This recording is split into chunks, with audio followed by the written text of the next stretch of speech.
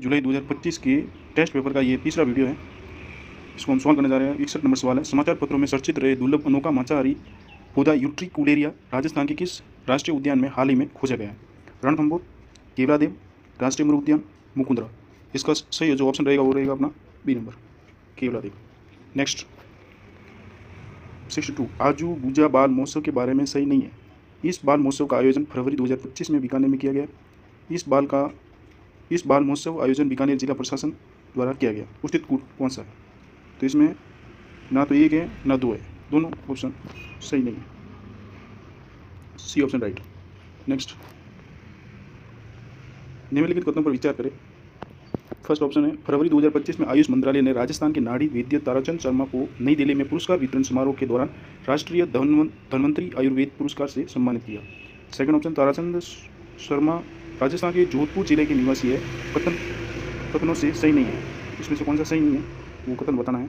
A option 2, B केवल 2, सी 1 और 2 दोनों, डी में न तो 1 न 2। तो इसका जो ऑप्शन रहेगा 1 और 2 दोनों। अगला सवाल है, भारत का पहला सिकल सेल वेलनेस हब कहाँ स्थापित किया गया? जयपुर, कोटा, जोधपुर, उदयपुर। इसका रहेगा अपना उदयपुर, डी ऑप्शन। नेक्स्ट 65 12 अप्रैल 2025 को 12 जिले को प्लास्टिक मुक्त बनाने हेतु बर्तन बैंक योजना का शुभारंभ किसके द्वारा किया गया? श्री भजनलाल शर्मा, श्री मदन दिलावर, श्री गजेंद्र सिंह खींवसर, श्रीमती दिया कुमारी। तो इसका ऑप्शन रहेगा सेकंड, मदन लाल दिलावर।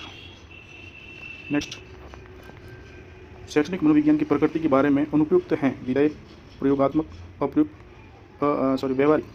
तो इसका जो कौन सा रहेगा? अप्रयुक्त, सी ऑप्शन। नेक्स्ट,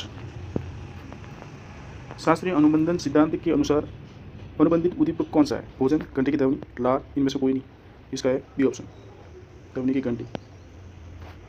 68 निर्मितवाद शिक्षण सिद्धांत मॉडल के अनुसार सही क्रम है अन्वेषण, व्याख्या, विस्तार, मूल्यांकन, व्याख्या, अन्वेषण, विस्तार, मूल्यांकन, अन्वेषण, विस्तार, व्याख्या, मूल्यांकन, विस्तार, व्याख्या, अन्वेषण, मूल्यांकन। इसका जो ऑप्शन रहेगा अपना ए नंबर, अन्वेषण, व्याख्या, विस्तार, मूल्यांकन। नेक्स्ट है, अभिप्रेरणा वह मनोवैज्ञानिक एवं शारीरिक दशाएं जो किसी कार्य को करने के लिए प्रेरित करती है। उक्त परिभाषा किसने दी है? Crow, Wilford, Good, McDougall. तो इसका डी ऑप्शन सही है, मैकडूगल। नेक्स्ट, विकास के वंशानुक्रम एवं वातावरण दोनों समान रूप से महत्वपूर्ण है। अगर वंशानुक्रम बीज हैं तो वातावरण, धरती दोनों एक दूसरे के पूरक हैं। ये विचार किसने प्रस्तुत किए? बियंजा, वुडवर्थ, स्वॉनसन, एनास्टमी। इसका रहेगा Woodworth, B option. Next, Erikson के सामाजिक विकास सिद्धांत के अनुसार परिश्रम बनाम हीनता के विकासात्मक घटक के संघर्ष के दौरान कौन सा मनोसामाजिक गुण विकसित होता है? उद्देश्य, प्रेम, सामर्थ्य या आशा। इसका रहेगा सामर्थ्य, सी ऑप्शन। नेक्स्ट, व्यक्तित्व के पंचकारक मॉडल के अंतर्गत शामिल नहीं है। अंतर्मुखिता, बहिर्मुखता, तंत्रिकता, अंतर्विवेकशीलता। इसका रहेगा अपना फर्स्ट ऑप्शन, अंतर्मुखिता। नेक्स्ट अपना है 73 निम्नलिखित में से कौन सा मेल सही नहीं है? फर्स्ट ऑप्शन है प्रेक्षेपण स्वयं की कमी का दोषारोपण दूसरों पर करना, युक्तिकरण मूल लक्ष्य को छोड़कर अन्य लक्ष्य को अपनाना। सी ऑप्शन है प्रतिगमन, पुरानी आदतों में लौटना। डी ऑप्शन है तादात्म्य, आदर्श व्यक्तित्व का अनुकरण। इसका जो ऑप्शन अपना सही रहेगा वो रहेगा बी ऑप्शन में देखना युक्तिकरण में इसमें दे रखा है मूल लक्ष्य को छोड़कर अन्य लक्ष्य को अपनाना। इसमें होता है पुरानी आदत में लौट जाना। अगला है 74 बुद्धि क्या है? प्रतिभा, स्मृति, ज्ञान या योग्यता। तो इसका डी ऑप्शन रहेगा योग्यता। नेक्स्ट, सृजनात्मकता के बारे में कौन सा सही नहीं है? सृजनात्मकता में मौलिकता का समावेश होता है। सृजनात्मकता के अर्जित व जन्मजात दोनों रूप होते हैं। एक बुद्धिमान व्यक्ति आवश्यक रूप से सृजनात्मक भी होता है। डी ऑप्शन है सृजनात्मकता बुद्धि में सकारात्मक संबंध पाया जाता है। तो इसका सही ऑप्शन रहेगा वो अपना सी ऑप्शन है।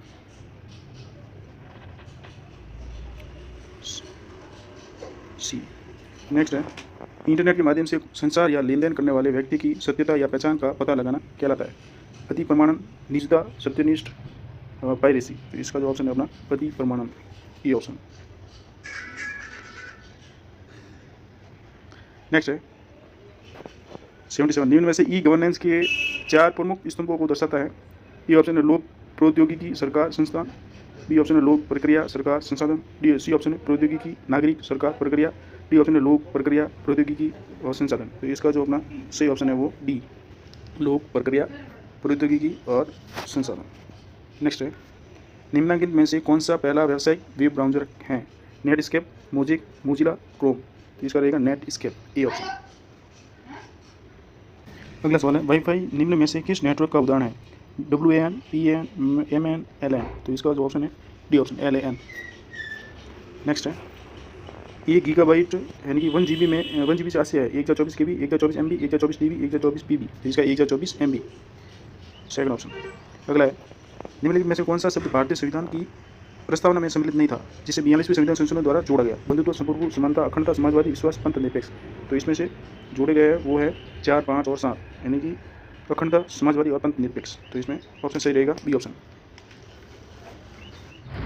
भारतीय संविधान के स्रोत में कौन सा सम्मिलित नहीं है? संघीय लोक सेवा आयोग 1935, भारत शासन अधिनियम, संपत्ति सूची आयरलैंड, मूल कर्तव्य, सोवियत संघ, संविधान संशोधन प्रक्रिया, ये है दक्षिण अफ्रीका। इसमें से अपना जो है आंसर वो है संपत्ति सूची, ये सम्मिलित नहीं है।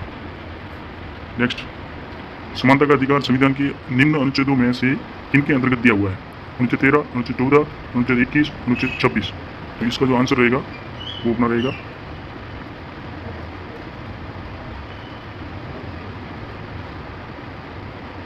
सी ऑप्शन है, केवल 2। निम्नलिखित को सम्मिलित करना है। अनुच्छेद 38, 41, 43 और 48। इसमें 38 में लोक कल्याण की अभिवृद्धि है, तो 38 का 1, अनुच्छेद 41, 2, 43, 3, 4 का इसका आंसर रहेगा अपना ए ऑप्शन, 1, 2, 3, 4। नेक्स्ट सवाल है, निम्नलिखित में से कौन सा तत्व भारतीय संविधान के भाग 4A मूल कर्तव्य में वर्णित नहीं है? संविधान का पालन करना, भारत के सभी लोगों के मध्य भाईचारे का भाव विकसित करना, अपने माता पिता और गुरुओं का आदर करना, भारत के सभी लोगों में समरसता की भावना का निर्माण करना। इसका आंसर रहेगा वो अपना रहेगा सी ऑप्शन है, अपने माता पिता और गुरुओं का आदर करना। नेक्स्ट सवाल है, निम्नलिखित में से कौन सा एक नीति विदेशक तत्वों में शामिल है? सम्मान, न्याय, प्रेस की स्वतंत्रता, धर्म की स्वतंत्रता, विधि के समक्ष समानता। तो इसका जो आंसर है वो है अपना ये ऑप्शन समान न्याय। नेक्स्ट सवाल है, निम्नलिखित में से कौन सा कथन सत्य है? संसद की संरचना, अवधि और शक्तियों का वर्णन संविधान के भाग 5 के अंतर्गत अनुच्छेद 69 से 122 में किया गया है। सेकंड ऑप्शन, संविधान के अनुच्छेद 79 अनुसार संसद का गठन राष्ट्रपति एवं 2 सदनों राज्यसभा और लोकसभा से मिलकर हुआ है। इसका आंसर रहेगा अपना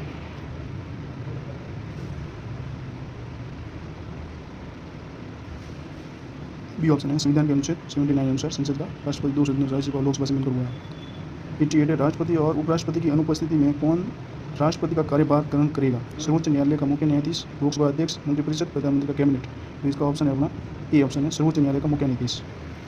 अगला सवाल है, भारत में राष्ट्रपति का चुनाव होता है प्रत्यक्ष निर्वाचन द्वारा, एकल संक्रमण, गुप्त मत प्रणाली द्वारा। तो यही ऑप्शन है, इसका सही है बी ऑप्शन। अगला सवाल रहेगा, निम्नलिखित में से कौन सा सम्मिलित नहीं है? अनुच्छेद 52, 58, 54, 55। तो इसका 52 राष्ट्रपति का पद, 58 राष्ट्रपति बनने की अर्हता, 54 में राष्ट्रपति का निर्वाचन मंडल, 55 में राष्ट्रपति का कार्यकाल दे रखा है। तो इसका जो आंसर रहेगा वो अपना बस आर्टिकल 55 है वो। अगला सवाल है, ये सम्मिलित नहीं है। अगला सवाल है, 91वें संविधान संशोधन 2003 द्वारा यह निर्धारित किया गया है कि केंद्रीय मंत्रिपरिषद में मंत्रियों की संख्या लोकसभा की कुल सदस्य संख्या की 15% से अधिक नहीं होगी। केंद्रीय मंत्रिपरिषद में अधिकतम कुल कितने मंत्रीगण हो सकते हैं? 81 मंत्रीगण, प्रधानमंत्री इसमें शामिल नहीं होता है। 81 मंत्रीगण, प्रधानमंत्री इसमें शामिल होता है। तो यही इसका ऑप्शन बी नंबर है, 81 मंत्रीगण, प्रधानमंत्री इसमें शामिल होता है। अगला सवाल है 92, भारत का राष्ट्रपति निम्न में से किस विधेयक पर स्वीकृति देने से इनकार नहीं कर सकता है? संविधान संशोधन विधेयक, साधारण विधेयक, धन विधेयक, सत्यकथन का चयन करना। इसमें से सही कौन सा है वो बताना है। तो इसका ऑप्शन रहेगा अपना 1 और 3। अगला सवाल है 93, उच्चतम न्यायालय का न्यायाधीश निम्नलिखित में से कौन सी शपथ ग्रहण करता है? फर्स्ट ऑप्शन है संविधान के प्रति श्रद्धा और निष्ठा की, भारत की प्रभुता और अखंडता को अक्षुण्ण रखने की। तीसरा ऑप्शन देगा सूचना गोपनीयता की। चौथा ऑप्शन है संविधान व विधियाँ की मर्यादा बनाए रखने की। तो इसका ऑप्शन सही रहेगा वो सी ऑप्शन है, 1, 2 और 4। अगला सवाल है, निम्नलिखित कथनों में से कौन सा कथन सत्य है?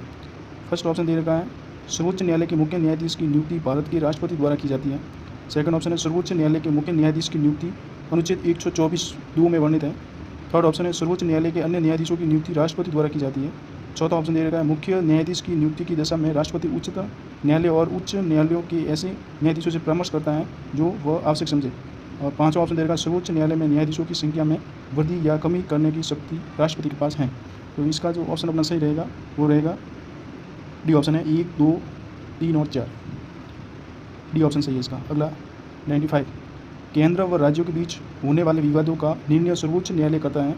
इसका प्रावधान किस अनुच्छेद में मिलता है? अनुच्छेद 131, अनुच्छेद 262, अनुच्छेद 141, अनुच्छेद 272। तो इसका जो अपना सही ऑप्शन है वो रहेगा इसका ये ऑप्शन है अनुच्छेद 131। अगला सवाल है 96, 73वें पंचायती राज 74वें शहरी निकाय संविधान संशोधन अधिनियम में निम्नलिखित में से कौन से प्रावधान समान है? फर्स्ट ऑप्शन है स्थानों के आरक्षण संबंधी, सेकंड ऑप्शन है वित्त आयोग संबंधी, थर्ड ऑप्शन है निर्वाचन आयोग संबंधी, फोर्थ ऑप्शन है संस्थाओं की कार्यकाल संबंधी। सत्य कथन का चयन करना है तो इसमें से सत्य कथन है वो है सी ऑप्शन है 1, 2, 3, 4 चारों सही है। अगला सवाल है 97, निम्नलिखित को सम्मिलित करना है। गिरधारी लाल व्यास 1961, एम.एल. सिंघवी समिति 1986 दे रखा है, के संतानन समिति और ईश्वर समिति। तो इसका जो ऑप्शन है फर्स्ट गिरधारी लाल व्यास का है 1973, एम.एल. सिंघवी का है 1986, के संतानम समिति इसका जो ऑप्शन रहेगा वो 1963 और अगला है ईश्वर समिति ये लास्ट 1961। अगला जो सवाल है अपना तो इसका जो ऑप्शन सी ऑप्शन सही है। अगला सवाल देखते हैं 98, निम्नलिखित में से कौन सी सिंधु घाटी सभ्यता की विशेषता है? ये एक नगरीय सभ्यता थी, यह व्यापार प्रधान सभ्यता थी, यह कांस्य युगीन सभ्यता थी, यह एक ग्रामीण सभ्यता थी। सिंधु सभ्यता का समाज मात्र सत्तात्मक था, सिंधु वासियों को लिपि का ज्ञान था। तो इसका जो ऑप्शन सही है वो अपना 1, 2, 3, 5 और 6 बी ऑप्शन सही है। अगला सवाल है 99, निम्नलिखित में से कौन सा कथन सत्य है? प्रारंभ में वर्ण व्यवस्था क्रम पर आधारित थी, लेकिन उत्तर वैदिक काल में ये जन्म पर आधारित हो गई। सेकंड ऑप्शन दे रखा है दाह संस्कार का प्रचलन भारतीय महाद्वीप में सर्वप्रथम स्वात घाटी में मिला। थर्ड ऑप्शन है ऋग्वैदिक आर्यों के विभिन्न वर्गों में अंतर्विवाह का प्रचलन नहीं था। चौथा ऑप्शन दे रहा है ऋग्वैदिक काल के प्रारंभ में राज व्यवस्था गणतंत्रात्मक थी जो बाद में वंशानुगत हो गई। इसका सही ऑप्शन रहेगा वो है एक, ये ऑप्शन है 1, 2, 3 और 4। अगला सवाल है निम्नलिखित में से कौन सा सम्मिलित नहीं है? ऋग्वेद, ऐतरेय, यजुर्वेद, शतपथ, सामवेद, षड्विश, अथर्ववेद, सांख्यान। इसका जो सही ऑप्शन रहेगा ये जो डी ऑप्शन ये सम्मिलित नहीं है, इसकी जगह जो है डी ऑप्शन का होगा गोपथ ब्राह्मण। ये ग्रंथ गोपथ ब्राह्मण ग्रंथ है। ठीक है, धन्यवाद।